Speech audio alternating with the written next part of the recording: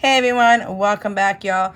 We are back. Before we do our weekly cash stuffing for January 1st, we need to go ahead and that's my son's dog. We need to go ahead and make sure that we have weeks number 2, 3, and 4 covered, because since I only get paid once a month, y'all, I need to make sure that we have enough for the weeks following. So we should have $490 for each one of these weeks for weeks number 2, 3, and 4 for January. So we have 100, 200, 300, and 400. So that's 400 for week 2. We're going to take a 50 from over here. So that makes 450. And then 2 20s. 60, 70, and 80, 90.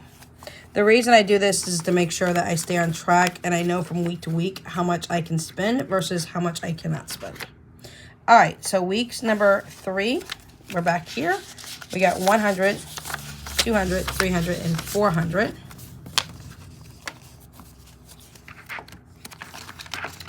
A 50 from over here, making this 450. And then 2 20s, making it 490. Now this is all the money that I have left over for the rest of the month. This is why, again, I separate everything. Okay, weeks number 3, we have the 400 here. So we have 1, 2, 3, and 4, 450, 470, and 490. This will have to include anything that I do, variable spending and grocery spending or anything of that nature. Now, what I will say is, since I spent quite a bit in January weeks number 1, January week number 2, and January for week number 3, we are not doing any grocery shopping. So this is strictly going to be put as little as I can possibly into savings challenges, or I should say sinking funds and savings challenges, because saving challenges are coming on board, and put as much as I can into debt. Now, I did move my debt over here. So far we have paid $1,650 towards debt. So we got 100, 200, 300, 400, 500, 6, 7, 8, 9, 10, 11, 12, 13, 14, 15, 16, and 50. I like to keep it all together so that I know at the end of the month how much in total I have put towards debt for the entire month. So far, we're looking at $1,650. Now, as I told you, you'll see at the end of January, I will give you a January debt update. There is going to be some additional debt expenses going on debt, because there were some additional things that I needed to rearrange, and the consolidation loan is through. However, right now it is still under audit. They gave me a payout program of 12 months at $375, but when I went back and did the calculations, it didn't look right. It looked like it should be a 9-month term. So I will find out what the actual term is here hopefully soon. I'm going to call tomorrow and get an update on that, and then that will help me update where my debt stands for that particular situation. And then the other debt is still going to be Jessica's school. So wherever I decide to place her in for homeschooling for freshman year is going to be depending on how much I'm going to pay for that, and then that will depend on how much debt I will incur for that. Now, it is actually a monthly payment, but I'm underneath contract for the whole entire 12-month payment wherever I choose to place her. Like Philip will be done with James Madison.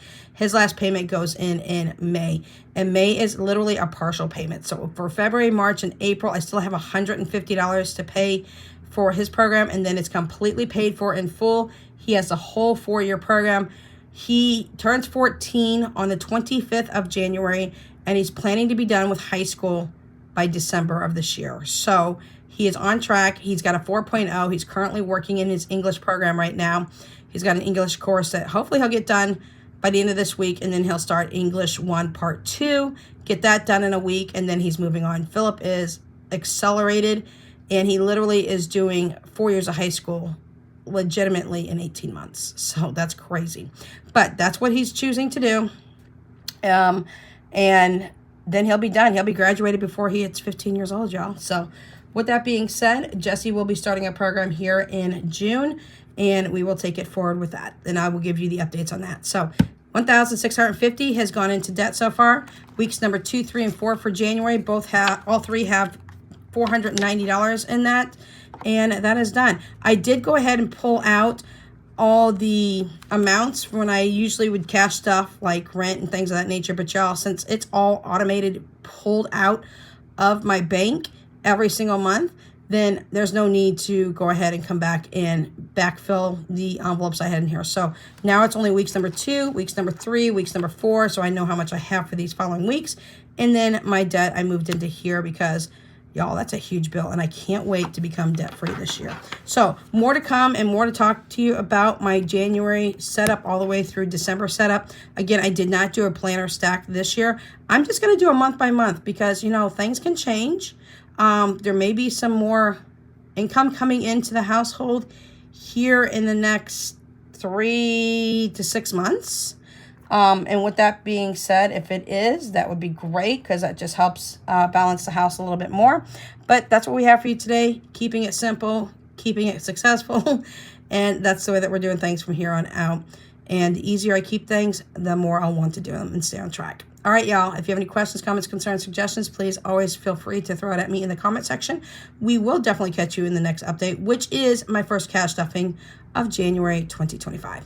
All right, y'all, talk to you later. Bye.